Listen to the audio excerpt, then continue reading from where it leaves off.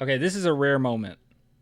This is a rare moment. I won't go as far as to say that Mitch Johnson is trending, but lots of people have a take on it.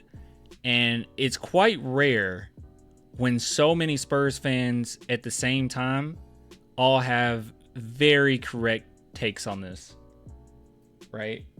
Like, we all can be a little reactionary sometimes, that happens. But man, I've seen people have the take that, Jeremy Sohan is horrible, or have the take that we need to trade everyone but Wemby. We've seen quite a few things, right? We've seen fire pop. That was something that was going around. But this is the one time where everyone, I think, are completely correct. Some people go too far, obviously. Don't call him out his name or anything. But they're talking about Mitch Johnson, and everyone is talking about the 16-0 run. So he says, Mitch Johnson is seeing the opposing team go on a 16-0 run. Just a chill guy. That happens. This is just mean. We're all done with Mitch Johnson now. Get a real NBA coach. Okay. He is a real NBA coach. He's a young coach. But yeah, these mistakes is kind of crazy. And if you guys don't know why everyone is frustrated, the big part of this comes down to, and no one's bringing up the one thing that I brought up, right? Only me, Swish, and maybe a couple few people have brought up that he's not playing his bench, because a lot of Spurs fans at this point have given up on Malachi, given up on Blake Wesley. I am one that personally believe in, they're on your roster. You're going against a very tough team in the Memphis Grizzlies, fast-paced team. You have a place to play them.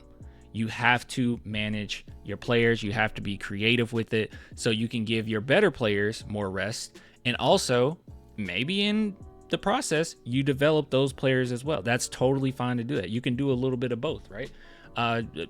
Chris Paul brought that up. Chris Paul brought up developing but also winning. And Malachi is a very good three-point shooter, and Blake Wesley is a decent defender. And I feel like you could find a way to play them. Lord knows that even though Keldon is one of the worst or actually not just three-point shooters, just shooters, I think he's like 5th worst in the NBA.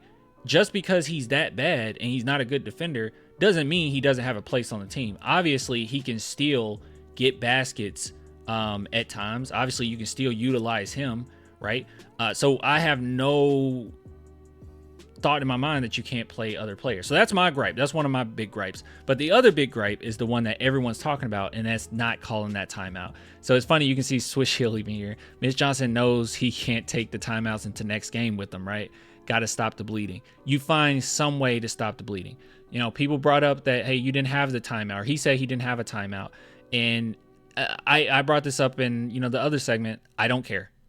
If the rule is you have no timeouts forever for your entire life, you still find a way to stop the bleeding. If that's in the playbook, hey, you never get a timeout again. You use 7 timeouts in a NBA season, and you get no timeouts for the rest of the season for your entire life. You still find a way. All right, yell at a ref, throw some gum, throw a hat, tell a player to foul. Don't hurt anybody, but tell them to foul. Do something. Yeah, see, grading Mitch Johnson's. I'm kind of afraid to open that. Is Mitch Johnson actually trying to lose? No. So let's give up on the whole tanking thing. Mitch Johnson just watched an 18-0. I think it was a 16-0 run. I guess they might be counting into the 4th, and did nothing. That's coaching malpractice. He was definitely chilling. Does Mitch Johnson understand what a timeout is? This is insane. So the entire fandom. Okay, see, some of these go too far. Fire Mitch Johnson. Yeah, calm down. He's calm down. Okay, he wasn't supposed to be in this position right off the bat, but oh my goodness. Oh my God, when you put it on a graph, bro, don't put it on a graph. Oh, don't put it on a graph. Oh, that makes it look so much worse. So this is a very complex graph, guys. But I can explain it, okay? I'm big brain, all right? So I can explain to you what's going on here. So you can see here, this is the start of the graph, okay? You can see because it says start. And then I know it's very complex stuff. And then there's 3 minutes in the first quarter, and it's the end of the first. And you can see that the Spurs are up by 2. That's what that means. The black is the Spurs. This is a key if you didn't know. This is a legend. As the kids would say. The light blue one is the Grizzlies. All right, so take that as you will. And you can see the Spurs up by 3 with 3 minutes and 2 quarters left. Are you still with me? I think chat's still with me. They're very smart. We're all big brained here. And as you're probably wondering what happened here. You're probably wondering what happened where 3 minutes third quarter up to the end of the third quarter, you had this spike here. Well, guys, what happened was the Spurs didn't do anything. That's kind of what happened. It was a mixture of you didn't switch out players. Your players got tired. You ran them into the ground. You didn't utilize any of the fresh young legs that you have on that bench ready to play. And you didn't find a way, even if you didn't have one, find a way to call a timeout. You didn't do anything. This is what happens. So basically what happened, guys, is if you have an NBA coach right here, and then me and the rest of the chat, everyone that's watching this video, we started coaching in the third quarter. Well, we would have called a timeout. We would have did something. But it's ideally, this is what happens, because we wouldn't know what we're doing, right? Like maybe we just wouldn't know what we're doing. And this is what would happen if we started coaching an NBA team right here. The Grizzlies would just take off. Yeah, Mitch Johnson got to grow from this. Like I said, I don't hate him. I don't think that he's a bad coach. I think he's shown moments during this season that he was a really good coach. He made some really good calls, some good timeouts at times, but it's been a trend now of being comfortable with a subset of guys, which is not good this early in the season. Okay, this is going to absolutely, undoubtedly wear out the team. You cannot keep this up. All right, it is sometimes, like against the Grizzlies, it is a game of attrition, and you have to play your players. You have to have faith and play them. And I'm not saying give Malachi 20 minutes a game, but you got to give him at least 5.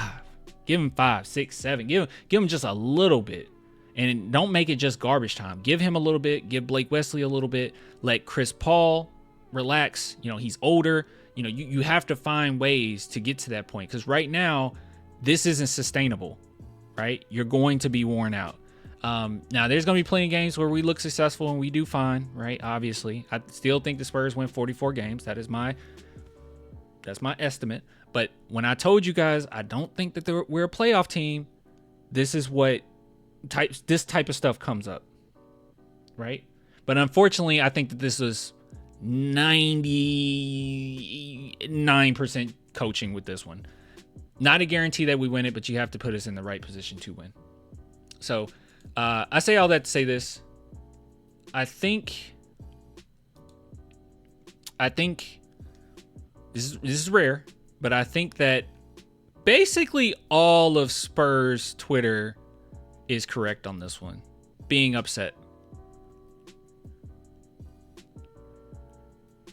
Grizzlies going on a 16-0 run to end the quarter. Mitch Johnson, he froze. My guy hasn't moved for 40 minutes. That's funny. Yeah. And I think another reason why so many people are upset is it was nationally televised.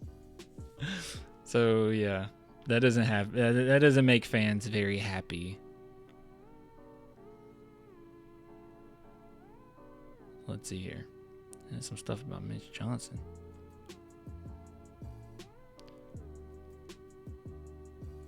See, this is going too far. Like, don't. Calm down.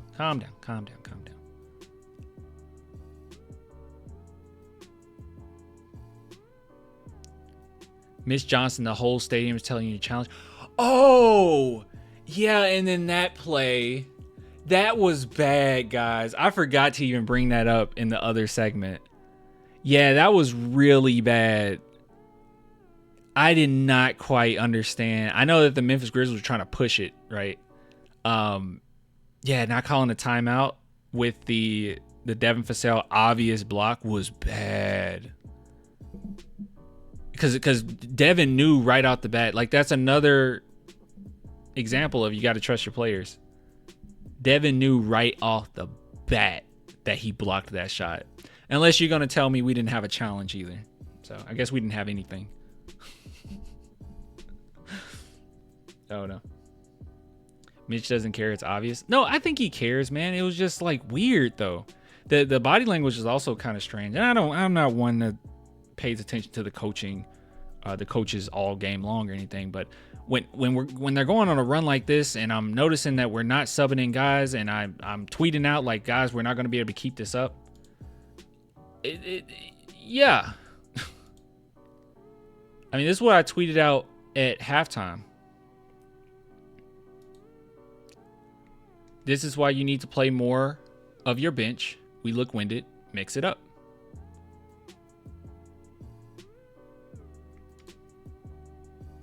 But when I'm seeing that, I start to notice the coaches, right? I'm like, okay, what are we doing?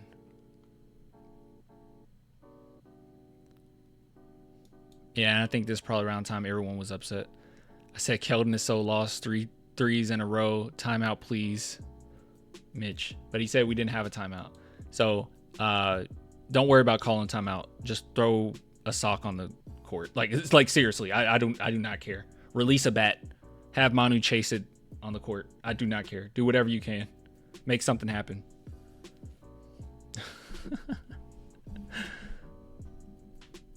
Oh, that's not even a good setup, Frosty. I really thought that was going to be a funny joke. He said, Clan, we should replace Mitch Johnson with a chicken. And I'm like, oh boy, where is this going? And he said, a chicken will coach the team better.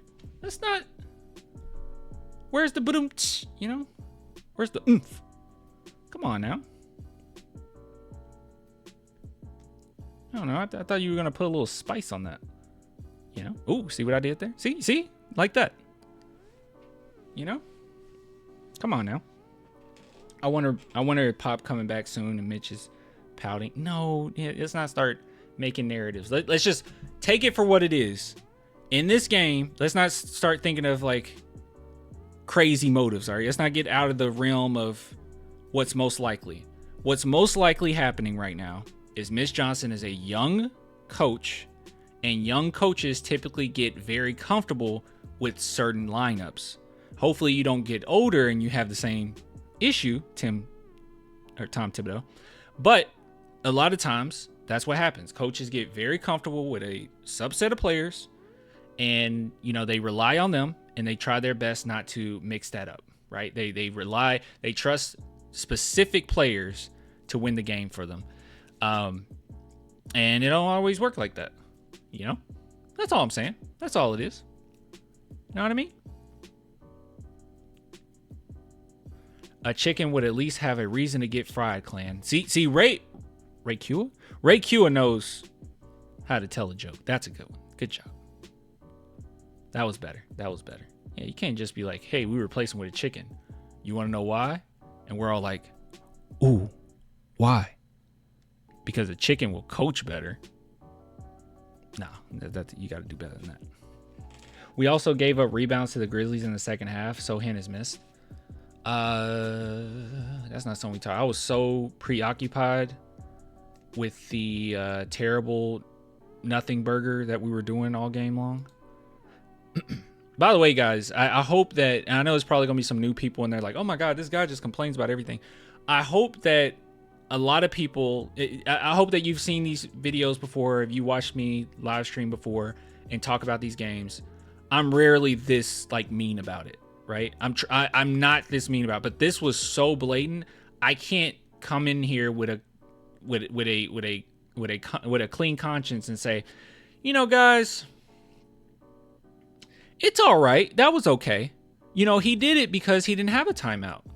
No, well, guys, actually, it was actually strategy to allow the Memphis Grizzlies to go on a 16-0 run to end the third quarter. That was actually strategy. It was nothing we could do, guys. It was nothing we can do.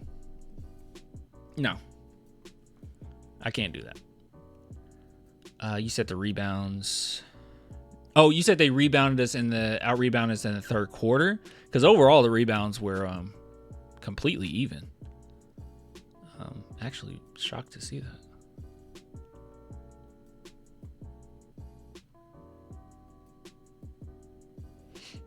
But I'll take your word for it. They just out-rebounded us. I'm still not over Mitch Johnson saying we didn't take bad shots. We just took quick shots. What?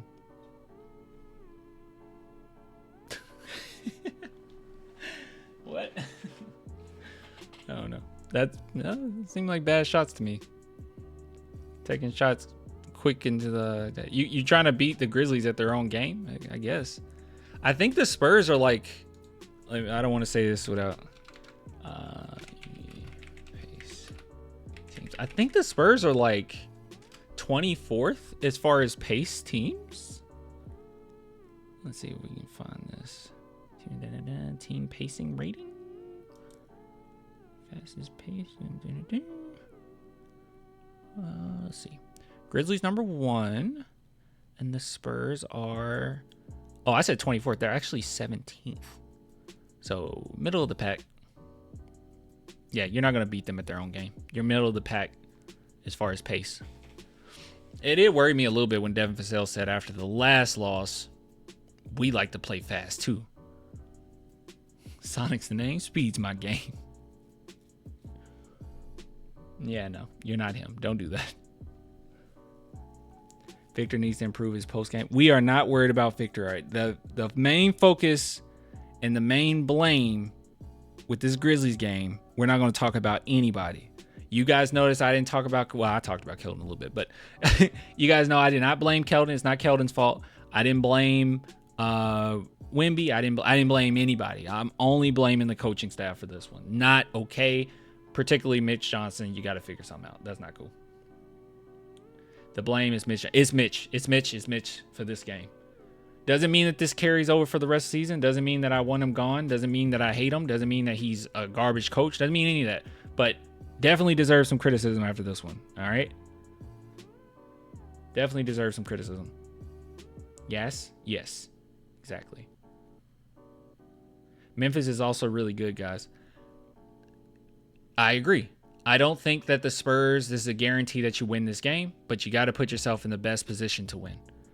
But at the end of the day, the Grizzlies are also missing Edey.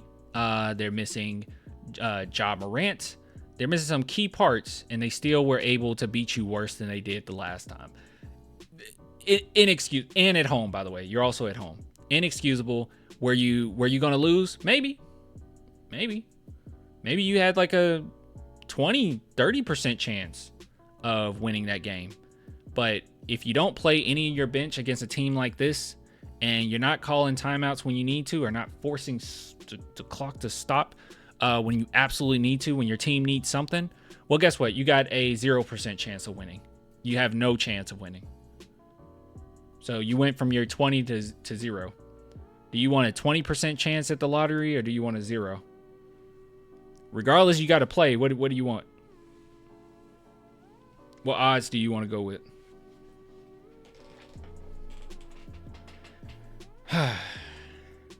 No Wesley Branham again playing KJ against a fast-paced team. That was pretty bad. His defense was woo. That was rough. All right, ending segment. But just wanted to bring up the fact that it seems like everybody is on the same page. So I agree. We'll see how the team goes, and obviously we will come back. We will say we're sorry.